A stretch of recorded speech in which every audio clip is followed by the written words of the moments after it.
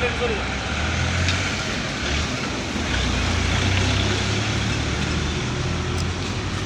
আলাইকুম ভাই, কেমন আছেন? ওয়ালাইকুম সালাম, আপনাদের দোয়া এবং ভালোবাসায় আমি অনেক ভালো আছি।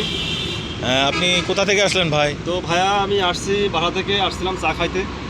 তাই চা তো আমার খাইলেন? একটু চায়ের নেশা লাগছিল, তার জন্য আমি এই যে চা খাইতে আসলাম।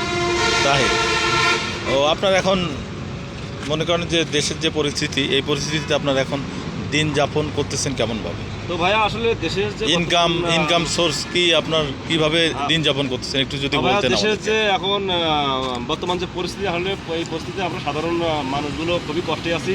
তো আমি একজন রাইড শেয়ারম্যান, আমি রাইড শেয়ার করি, যাত্রী বহন করি।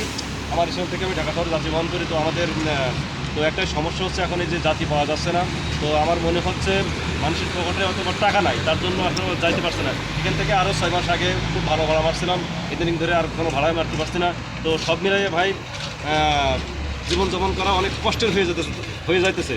তারপরেও কি বলবো ভাই, যে বেঁচে থাকতে তো হবে। আপনি একটা কাজ করলেই তো পারেন, যদি আপনি যে স্ট্যান্ডে থাকেন ওই স্ট্যান্ড থেকে আমি সরাসরি যদি আপনি ঢাকায় যাইতেন, ঢাকাতে তো টিপ পাওয়া যাইতো, আপনি ঢাকা গেলেন না কেন? তো আসলে ভাই, ঢাকাতে যাওয়া যায়, কিন্তু পরিবেশ পরিস্থিতির কারণে যাইতে পারছি না। তেলের প্রচুর দাম। এখান থেকে যদি আমি এই 25 কিলোমিটার খালি যাই, তো আমার লস হবে, তার জন্য আমি যেতে পারি না। তার মানে আপনি বলতে চাচ্ছেন যে আপনি আসলে ইদানিং মানে দেশের পরিস্থিতি অনুযায়ী আপনি খুব খারাপ অবস্থায় আছেন। হ্যাঁ, আমি বর্তমানে এখন খুবই খারাপ অবস্থায় আছি। তো আমি চাইতেছি খুব দ্রুত দেশটা আবার আগের মতো স্বাভাবিক হয়ে যাক, এটাই আমার কাছে চাওয়া। তো ঠিক আছে ভাই, হ্যাঁ দোয়া করি আপনার জীবনযাত্রা যেন খুব স্বাভাবিক হয়ে যায় ইনশাল্লাহ।